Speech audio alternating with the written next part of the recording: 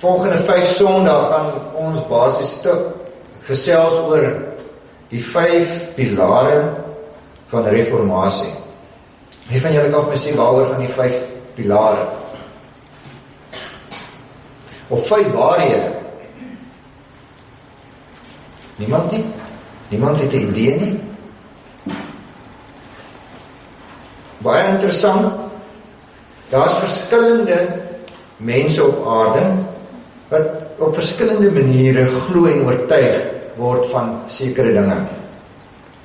En al hierdie verskillende mense kom op verskillende wyses tot geloof en tot sekerheid.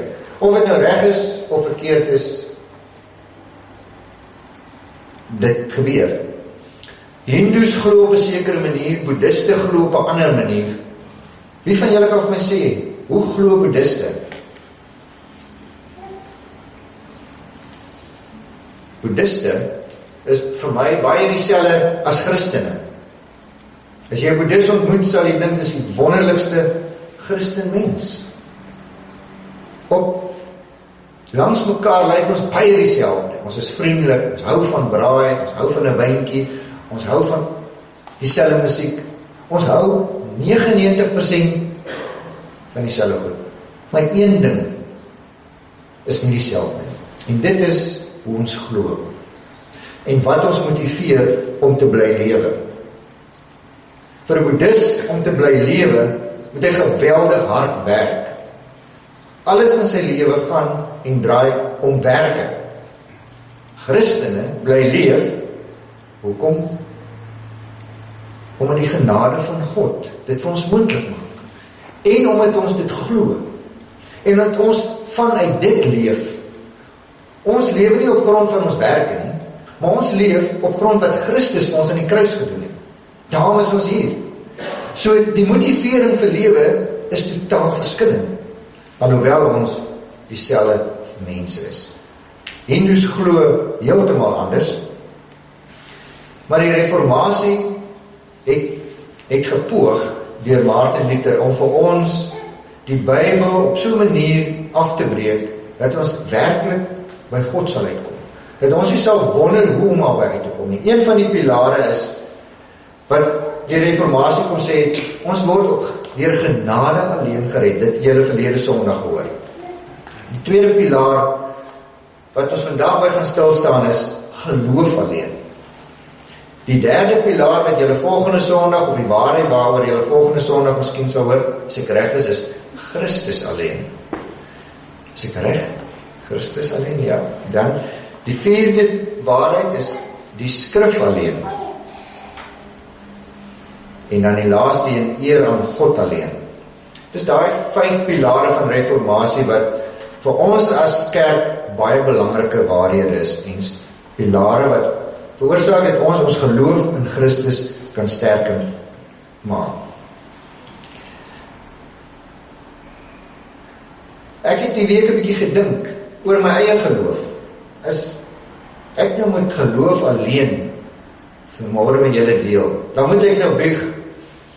Dis nie eintlik moontlik nie, want daar is so baie ander goed wat ek gebruik om my geloof te versterk, om my lewe op aarde vir myself maklik te maak. En ek dink elkeen van ons sal 10 ander maniere opnoem wat ons gebruik om ook ons geloof te versterk. Nou, een van hierdie, ek noem dit sommer geloofsvoorwerpe, ek dink jy is daar nie, is my bakkie gewees. Ek het mis in 1400 Dutch bakkie gewerk. En Dominee Johan het hom baie goed geken.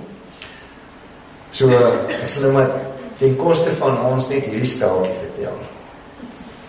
Dominee Johan is baie lief vir motors. Toe koop hy vir hom so 'n rooi Mini.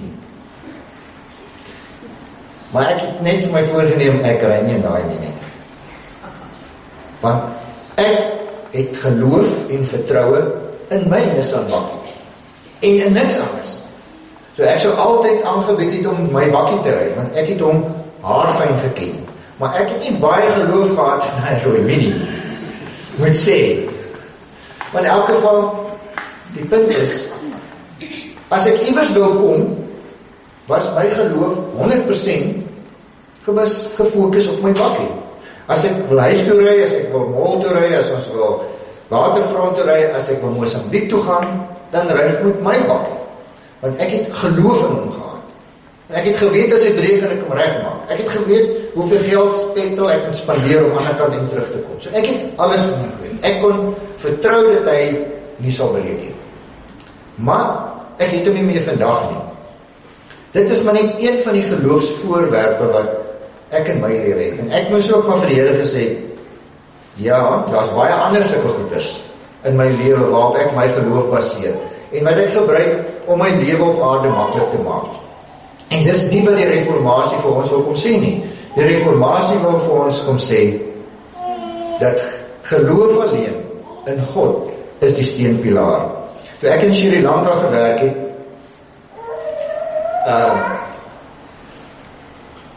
het ek 'n tannie in Gaul ontmoet. Nou daar is 'n prentjie van die kerk, die moederkerk in Sri Lanka, in die dorpie Gaul, in die suide van die eiland.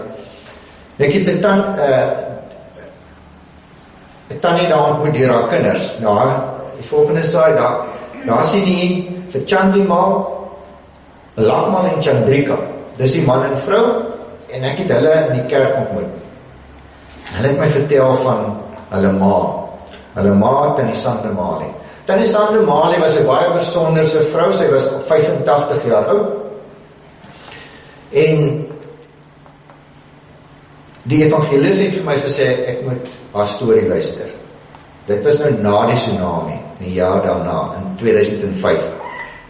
Tannie Sandemali vertel vir my, dat sy is van geboorte af 'n boeddhis gewees.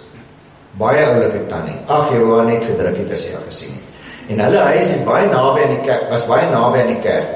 Nou, Tannie Sandemali het, toe sy 8 jaar oud was, nou, jy sien, 85 en 8, op die jaar, toe sy 8 was, het sy eendag by die kerk verbygeloop, en iets het haar aandag getrek, en sy wou baie graag gaan kyk wat daar binne aangaan. En sy het vir haar ma gesê, en sy het later met ander mense gepraat, en almal het gesê, jy sit jou voete nie in daai wit gebou nie, die onheil sal jou tref, die slegste goed sal oor jou pad kom, bly weg, jy kan dalk sterf. Tannie Sandemali was anders geweest, maar vir al die jare, as ek nie weer volgende, nog een, vir 77 jaar, Tannie Sandemali, vertel sy, baie gereeld by die kerk verbygeloop en altyd gewonder, wat gaan hier binne aan? Toe die tsunami gekom en haar totaal in wanhoop geplaas. Want een dag, binne 10 minute, is 3 van haar kinders met hulle gesinne uitgewis. En net sy en hierdie seun en skoondogter met 'n 2 klein kinders het oorgebly. Tannie Sandemali was totaal, het nie geweet wat aangaan nie. Sy het nie geweet wat gebeur het nie. En so beland sy toe by die tempel, vra vir die monnik, maar sy het hierdie probleem, sy wil graag weet wat sy kan doen om net beter te voel. En die monnik het na geluister en vir haar eintlik maar gesê dat haar karma, en sy het 'n baie slegte karma, en daar's niks wat hy vir haar kan doen nie. Sy moet maar terug gaan huis toe, en dit maar net aanvaar. Haar kinders is weg, en sy is dood, as gevolg van haar slegte karma, dat die goed met haar kinders gebeur. Terwyl sy terugstap huis toe, moet sy weer by die kerk verbyloop, en sy gaan staan, sê sy voor die kerk, en sy sê vir haarself, daar is niks nie. Nou, maar vir 'n boeddhis om enige besluit, jy moet dit nou van 'n boeddhis weet, wanneer 'n boeddhis 'n besluit neem om iets anders te ondersoek, dan het hy op 'n punt gekom waar die point of no return, daar is niks anders meer in sy lewe wat hom kan help nie. En sy het gesê, of ek nou sterf of nie, ek gaan nie in. Sy het ingegaan by die kerk, en sy het die evangelis ontmoet, en hy het met haar gesels. Tannie Sandemali het haar hart vir die Here gegee, en sy is daaruit as 'n geredde. Sy het besef dat sy haar geloof in iemand gesit het wat haar lewe verander het. Sy het teruggegaan, en toe sy by die huis kom, het haar kinders gesien, haar skoondogter gesien, maar iets anders met haar gebeur. En sy vra, Wat het gebeur? Sy sê, nee, ek was in daai groot kerk, en die skoondogter het onmiddellik beangst geraak, en gesê, maar, gaan wys my, sy wil nog gaan seker maak, dat iets nie slegs met haar ma gebeur het, maar eintlik het iets goeds gebeur. En so is die skoondogter weg, en die evangelis, daar het ook vir haar gebid, en so het sy ook haar geloof in die Here gesit. Want op daai stadium, alles wat hulle gedoen het, kon niks aan hulle wanhoop verander nie. Maar die wete dat daar 'n God is wat omgee, 'n God is wat liefdevol is, 'n God wat luister, het hulle God ervaar. En so het die hele familie binne 'n kwessie van 7 dae hulle hart vir die Here gegee. Hulle geloof in Jesus Christus bely. Ek kan nou nie meer onthou nie, maar ek is oortuig dat hulle is nog steeds lidmate van die kerk. Toe ek daar weg is in 2009, was Lakmaal op die kerkraad, het hy gegroei in sy geloof, het hy uitgereik met die evangelie na ander, om vir die hoop te gee. Sy geloof, hy was bereid om hom oop te maak. Hy was bereid om te luister na die evangelis, om so ook sy geloof in iemand of in iets te plaas, wat hulle omstandighede en hulle toekoms vir altyd sou verander. Want sê Tannie Sandermalie vir my, vir 77 jaar moes ek hard werk. Ek moes alles in my vermoë doen, om goed te doen. Om op die einde van die dag, nirvana te bereik. Nou nirvana is die hoogste vorm, waarheen boeddhisme neig. Nirvana is min of meer soos die ewige lewe, maar nirvana is 'n toestand van niks. 'n toestand van niks. So, haar hele lewe het sy gesoeg en gesweet om niks te wees nie. Om te ontplof en te verdwyn in die niet. En sy het my 'n paar keer vertel hoe lekker dit is om te weet dat sy niks meer hoef te doen om iewers te kom nie, maar dat sy nou kan iets doen vir ander, omdat dit wat sy het, sy dit net met hulle kan deel. En dit is wat die ongelooflike, wat die reformatie en die ander kant ook na ons toe gebring het, om met ons geloof alleen in Christus so 'n lewe te leef, dat dit uit ons uitvloei, dat ons op hierdie manier ander kan bereik. Maar die vraag bly nog steeds, wat is geloof? Geloof is 'n vaste vertroue. Dis iets wat ek aanvaar as waar, wat ek my eie maak. Ek het vertroue in my banksaake, want ek bestuur dit. Ek het ook vertroue in die waarde van my kreerande, as ek dit het in die bank. Ek het vertroue dat die waarde sal opgaan, en daarom hou ek vas daaraan. Ek het vertroue dat as iets met die land gebeur, het ek nog my kreerande. Hoopelik in daai tyd het hulle nog die waarde wat hulle vandag het. Maar ek verplaas my vertroue in iets sigsbaars. Maar Romeine kom sê, ons moet ons geloof in God vestig. Onvoorwaardelik moet ons glo in wat Jesus vir ons gedoen het aan die kruis. En dit is om met 'n vaste vertroue in God te glo, om myself te verplaas en in iets te glo wat ek nie het nie. Die feit dat ons vanoggend hier is, die feit dat jy hier so sit, is 'n teken en 'n wese van jou geloof in God. Want ons is hier, al sien ons nie God nie. Ons glo en ons is oortuig. Ons is vas oortuig dat God is hier teenwoordig. As dit nie so was nie, waarom is ons hier? Waarom is ons vanoggend by die kerk as ons glo God nie hier is nie, al kan ons hom nie sien nie? Hebreërs 11 vers 1 sê, om te glo is om seker te wees van die dinge wat ons hoop, om oortuig te wees van die dinge wat ons nie sien nie. Is ons oortuig dat God hier teenwoordig is vanoggend? As jy oortuig is, dan het ons geloof. Ons is nie hier omdat ons bankrekening in 'n positiewe balans is. Ons is nie hier omdat ons gesond is nie. Ons is nie hier omdat die dokter gesê, daar is niks fout met jou nie. Of dat jy baie goeie werk het nie. Ons is vanoggend hier, omdat ons oortuig is, dat God saam met ons is. Wie gee geloof? Waar kry ek geloof? Kan ek geloof in die winkel koop? Definitief nie. Geloof is nie net 'n kopding nie. Geloof sit nie in my kop nie. Want as dit in my kop was, het ek nog glad nie vandag gekom nie. Daar's baie mense wat glo, maar hulle bly net waar hulle is. Hulle skakel nêrens in nie. Mense sien dit nie in hulle lewe nie, want geloof in Christus is vir hulle 'n kopding. Romeine kom sê, om geloof in God te hê, is 'n hart ding. Ons is in ons hart oortuig. En op grond van God se genade, is ek vanoggend hier.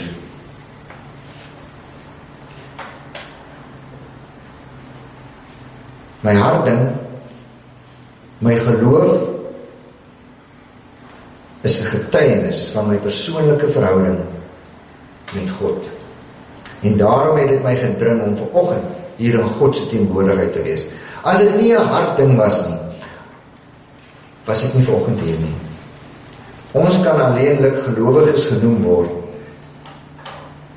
indien ons God se genade deur sy Gees in ons lewe aanvaar. Geloof is 'n gawe van God, want God skep geloof in ons deur sy Gees. En daar is geen ander manier hoe ons geloof in God kan kry nie. 'n Boeddhis moet tot bekering kom. 'n Hindoe moet tot bekering kom. Ek en jy moet tot inkeer kom. Ons moet ons harte oopmaak vir Christus. Dan laat God die genadegawe van geloof in ons lewe inkom. En dit deur sy Gees. Efesiërs 2 vers 8 sê, julle is inderdaad uit genade gered, deur geloof. Hierdie redding kom nie uit julle self nie, dit is 'n gawe van God. Dit kom nie deur eie verdienste nie. Daar is absoluut niks wat ek kan doen om geloof in God te kry nie. En daarom het niemand enige rede om op homself trots te wees nie. Nee, God het ons self gemaak wat ons nou is. In Christus Jesus het hy ons geskep, nie geskep, om ons lewe te wy aan die goeie dade waarvoor hy ons bestem het. Ons goeie dade, die feit dat ek kan gee, is nie 'n teken dat ek baie geld verdien nie. Maar dis 'n getuienis dat Christus my toelaat om te gee, om goeie dade te doen, om te gaan help, want dis waarvoor hy my bestem het. Geloof alleen maak dit moontlik.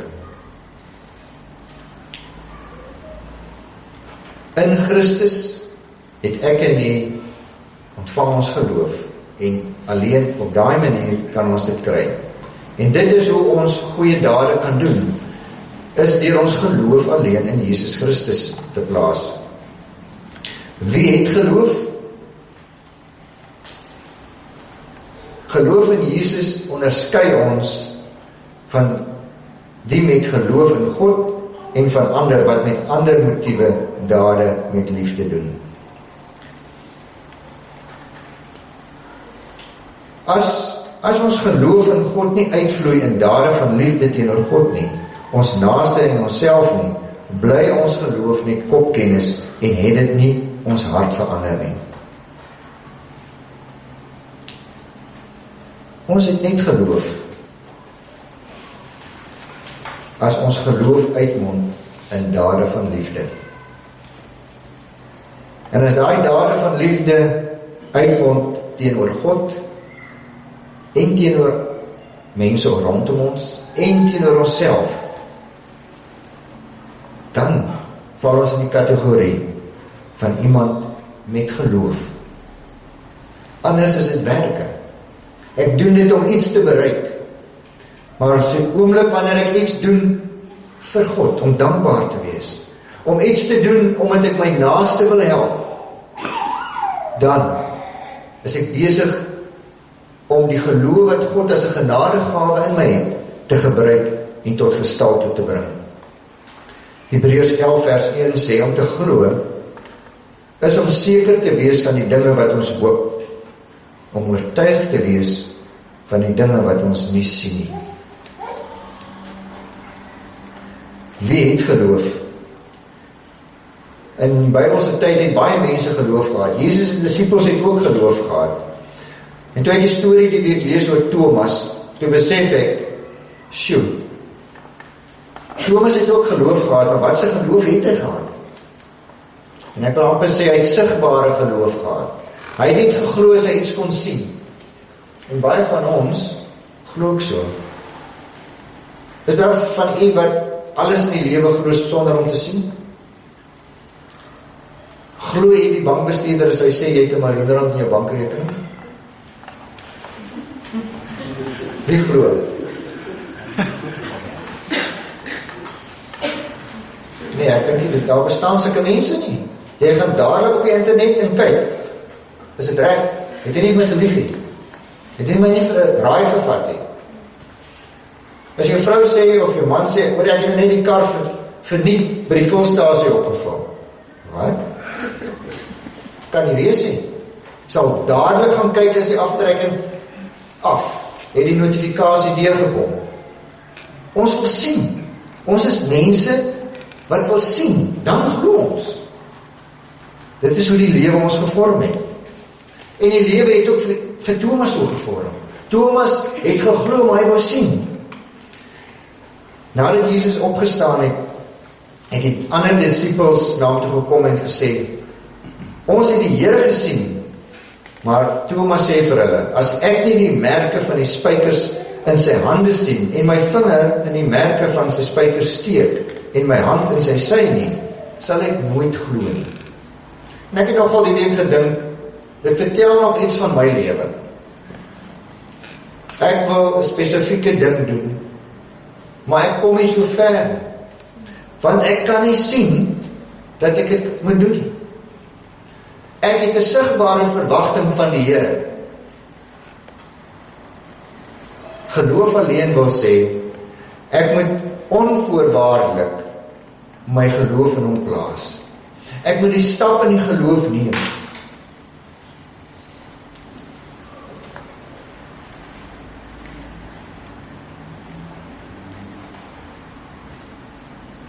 In Johannes 20 vers 27 sê Jesus vir Thomas, dis nou nadat Jesus op die toneel gekom het, bring jou vinger hier en kyk na my hande, en bring jou hand en steek hom in my sy, en moenie langer ongelowig wees nie, maar gelowig. Ek het nogal gewonder, is ek nou gelowig of is ek ongelowig? As ons wil sien voor ons glo, is ons gelowig of is ons ongelowig? En toe Thomas dit doen, toe sê hy, my Here en my God. As ek hoor die bankbestuurder het 5 miljoen rand in my bankrekening ingeplaas, my vrou sê dit vir my, gaan ek eers kyk. Dan gaan ek vir haar sê, nou glo ek, dit was reg, daar is 5 miljoen. Hoekom het ek aan die eerste plek geglo nie? Jesus sê vir hom, glo jy nou, omdat jy my sien? Gelukkig, sê Jesus, is die, wat nie gesien het nie, en tog glo. En ek dink, bietjie gedink hieroor, ek is tog so skuldig, dat ek ook baie keer my vang, in my huis, of waar ek kry, en sê, Here, ek glo, maar, kan ek nie net 'n teken kry nie? Wil jy net vir my, op 'n manier wys, of laat verstaan, dat dit, wat ek doen en daar waar ek is, van nie is nie. Ja, ons is in 'n wêreld, wat gekonfronteer word met twyfel. En die Bybel sê, twyfel in ons geloofslewe, is 'n strategie van Satan. En ons moet dit te alle tye beveg.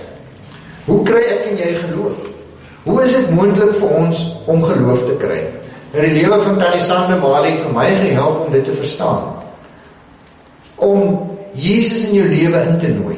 Want Paulus skryf in Romeine 3 vers 23, almal van ons het gesondig, en niemand van ons het deel aan die heerlikheid van God nie.